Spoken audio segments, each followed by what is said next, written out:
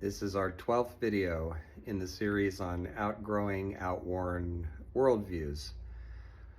In the last video, and a little bit before that, we talked about fiction as a wisdom path. Fiction, imagination, story, play. So I want to give some examples from my fiction. My speculative fiction, most of which is set about 60 to 70 years in the future. It is hopeful fiction, even though it deals with hard realities. And it has to do with restoring our way home, because story's the thing, isn't it? Story's at the bottom of what we think of ourselves, what we make of our goals and values, who we choose to associate with, what we think of as our role in life, or the jobs that we have to do here. It's all about story. When you get down through the facts and the data and what we inherit from other people and all the rest of it, that we make sense of it through telling stories to ourselves and to each other. So if we want to change how we live on this planet, we're going to have to change our stories.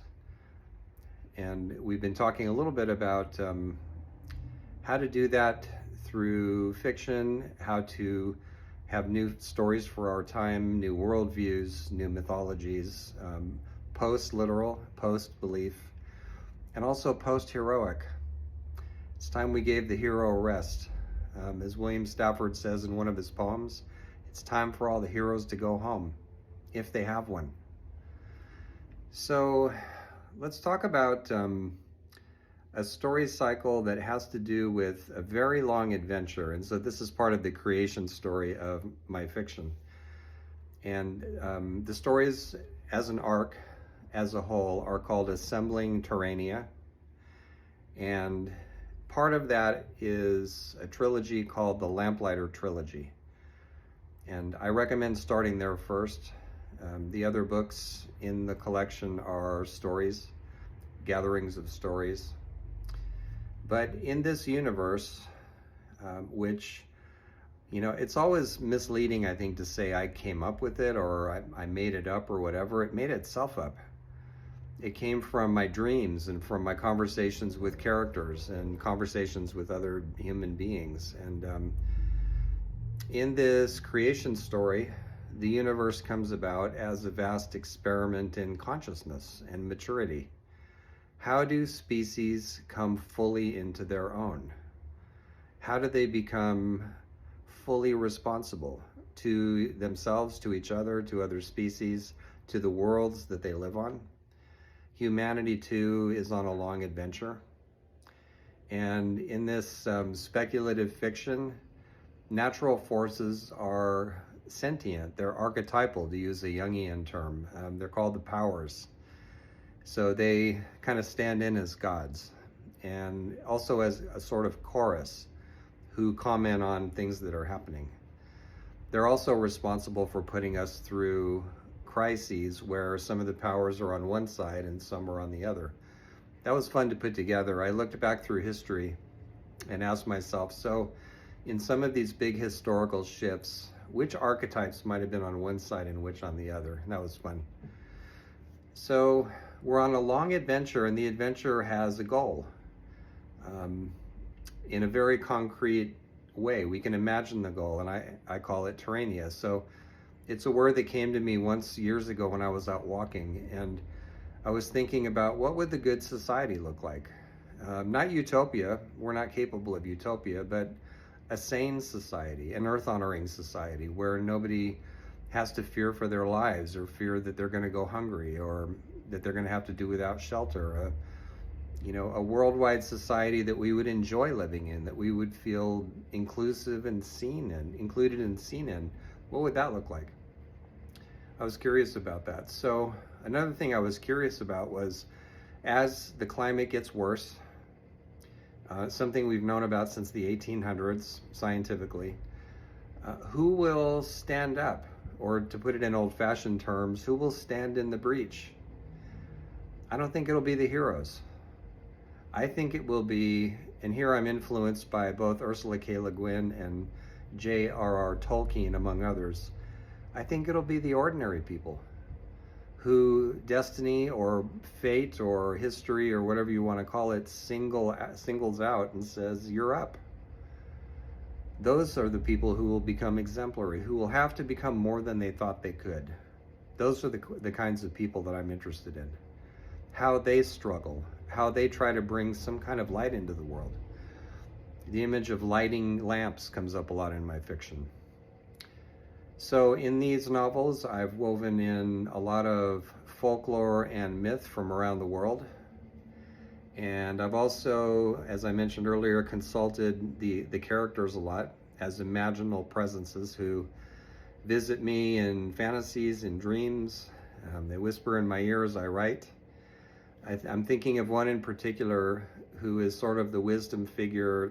There are wise figures throughout the stories, but in the Lamplight trilogy in particular, Mariam Najjar is preeminent as far as being a wise woman who knows what the times demand.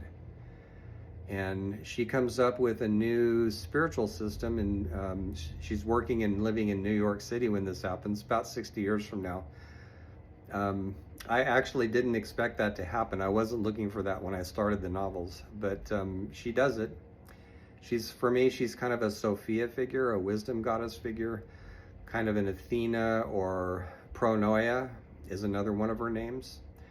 So she gets together with two other women, and they found this new spiritual system, post-patriarchal. There's no priests, there's no doctrines, there's no, the only basic rule is to be compassionate to each other and care for each other, and they do service. So that's part of it. But a lot of it's based on imagination and storytelling and ritual, things that are enjoyable and inspiring. I thought, what would it look like to have a religion like that?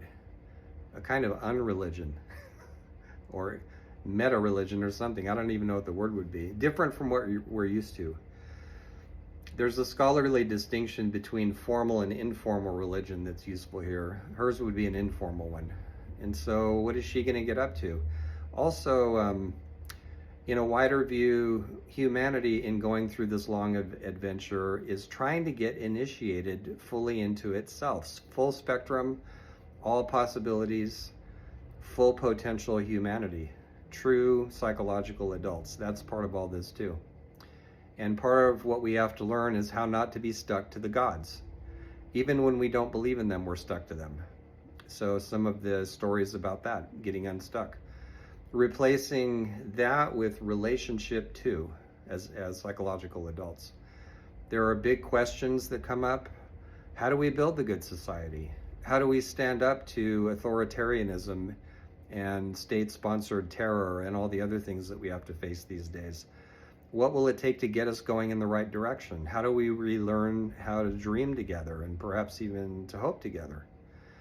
What would it look like if we lived in what I call the tetraverse in the novels? So there's Source, who's mystery, spirit, God, whatever word you prefer. And then Source emanates the realm of archetypes, the infra realm, which emanates the dream veil, which I'm particularly fond of, the world of imagination, which in my fiction is an actual world that you can visit. Every fantasy, every fiction, every imagining lives there and can be accessed. And then there's the material world that we all live in. And so how do these worlds interact with each other? How do people in our world interact with dream veilers? What do they think of us? What do the powers think of us? So that's part of the creation story. Also, there's the whole piece about along the journey, who else can help us? So there's a group of visionaries who go all the way back to mitochondrial Eve in Africa. And they're called the Transdaimonic League. And so they pop in every now and then. So they're one of the allies. So they have a whole backstory that I get to, particularly in the story collections, A Chorus of Resistance. A little bit in Tales of Terrania Rising as well. So what's going with all of this, and I started putting it together when I was working on my second PhD in philosophy and religion, is a community called Lamp Cove that's now up and running. So if you go to pronoia.org/community, so I had better spell that, PRONOIA, pronoia.org/community. There's a doorway there, And we're starting to have conversations about myths for our time and a new mythology for our time. We're looking at how to train lamplighters, so a different kind of activist who's not an activist. That probably makes no sense. Somebody who operates in terms of making change through inspiration, storytelling, imagination, and play, and wisdom. So that's part of what we're talking about. We're in there to dream up new possibilities. So two other ways of putting this. What if? That's part of what we're doing. And then in terms of lighting our lamps and learning how to dream together and go places together, there's the words of Miriam Najjar that guide me, and perhaps you will guide you too. One of the things she likes to say when she's done talking is, dream it so.